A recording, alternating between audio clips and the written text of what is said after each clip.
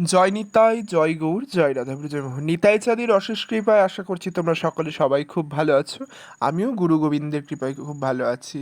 তো আজ নন্দোৎসব, অনেক ভোরে উঠেছি, কারণ আজকে অনেক ভোরে পারণ ছিল 5টা 23-এর মধ্যে। তো সকাল সকালে ভোরে ভোরে উঠে ঠাকুরের মঙ্গলা দিয়ে অর্চন করে নিয়েছি, ঠাকুরকে স্নান শৃঙ্গারও হয়ে গেছে, ফুল তুলসী দিয়ে ঠাকুরকে একটু বাল্যভোগ লাগিয়ে দিয়েছি।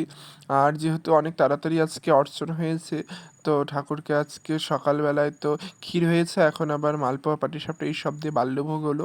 আবার একটু পরে আমি মন্ত্রস্মরণ করে, যেহেতু আজকে তাড়াতাড়ি পারণ, তাই জন্য মন্ত্রস্মরণ না করে আগে অর্চন করে নিয়েছি।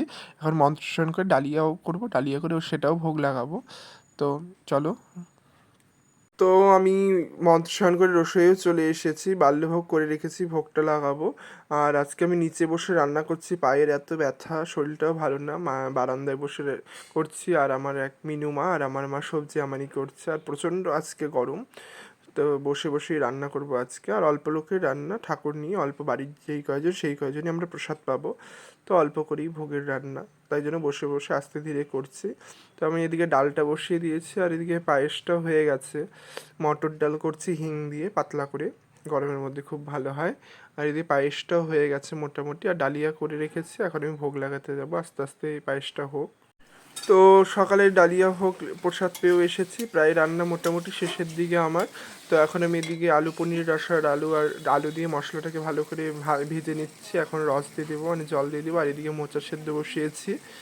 এখন মশলাটা একটু কষানো হয়ে গেলেই রস দেবো, একটু ফুটলেই ঘি গরম মশলা দিয়ে নামিয়ে দেবো। আর মোটামুটি আমার রান্না শেষে লাউয়ের চাল কুমড়া শুক্তো, চচ্চড়ি, 5 রকম ভাজা, চাটনি, পায়েস, ডাল, এগুলো সবই মোটামুটি হয়ে গেছে। আর একটু বাকি আছে পুষ্পান্ন। আর এদিকে আমাদের খিচুড়ি বসিয়েছি, পুষ্পান্ন হয়ে গেছে, খিচুড়িটা ভাজা হয়ে গেলে জল দিয়ে দেবো, গরম জল করা আছে। আর আমাদের উত্তরবঙ্গের একটা বিশেষ শাক, যার নাম ঢেঁকির শাক, এটাও ভোগ হবে।